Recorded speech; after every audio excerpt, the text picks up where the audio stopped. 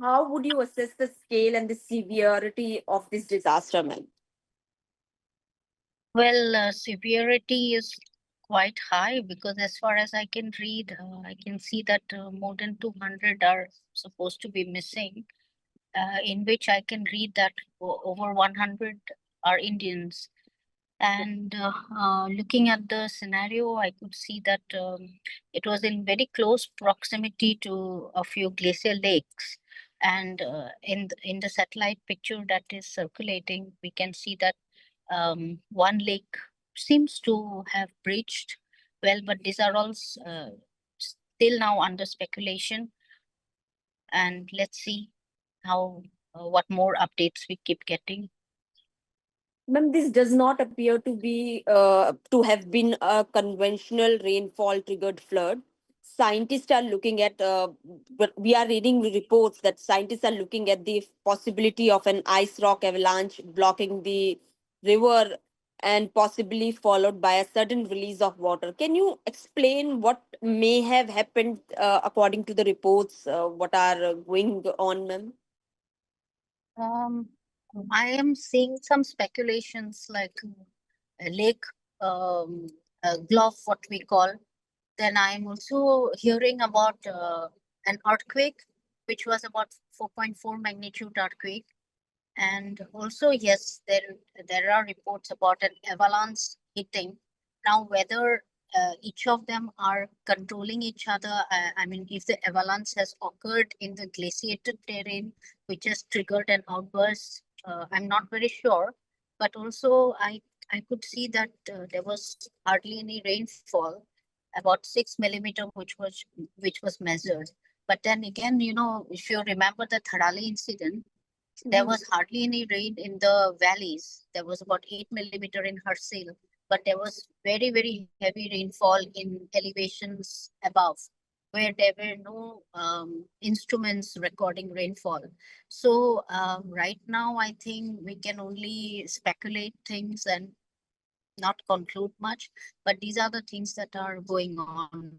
The speculation about whether there was an earthquake, because a 4.4 magnitude earthquake is being reported, and whether there is a glacial lake which has burst.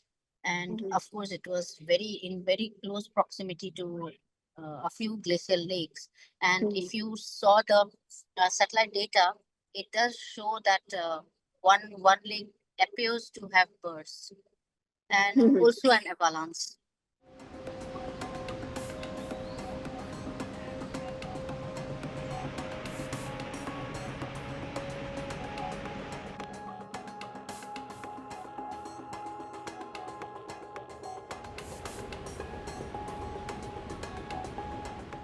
Ma'am, with all these speculation, I want to understand from you what evidence would scientists need to establish the link, if there is any.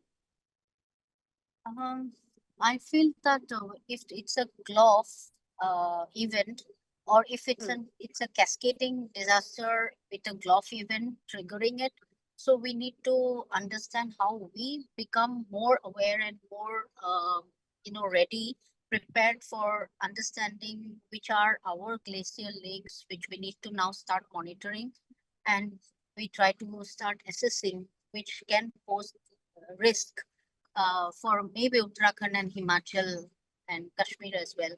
But Mhm. definitely Uttarakhand, because I think the climate change scenario is demanding that we become more prepared now, especially in the context of glacial lakes.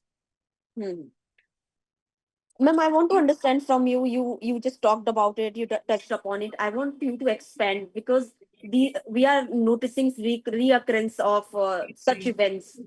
And does this indicate that Himalaya is becoming increasingly vulnerable to sudden floods? And how urgently do Nepal and India and other countries need to strengthen the early warning systems and take the measures, other measures? Um, we need to take it very seriously. Early warning systems, we need to take it very seriously, whether they are, AI, ML enabled early warning systems, or else they are instrument based.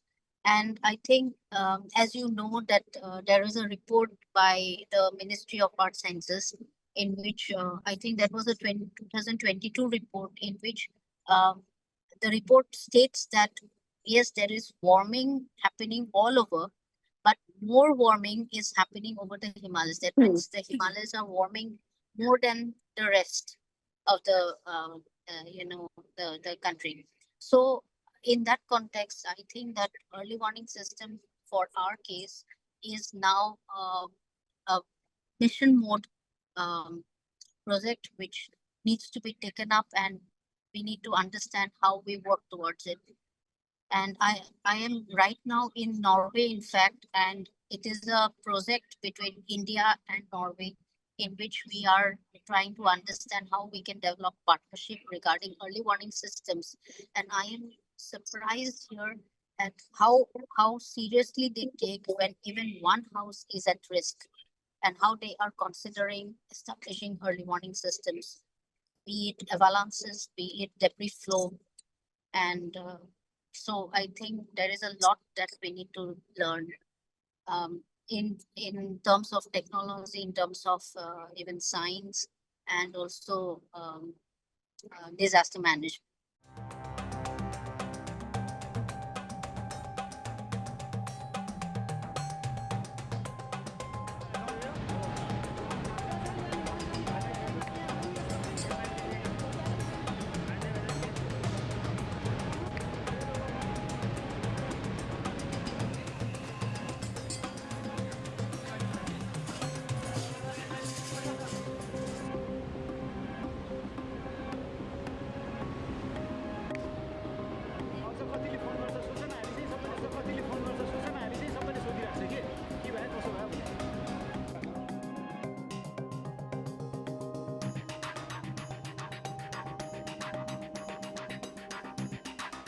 If you like this video, then like, share, and subscribe to Mirror Now.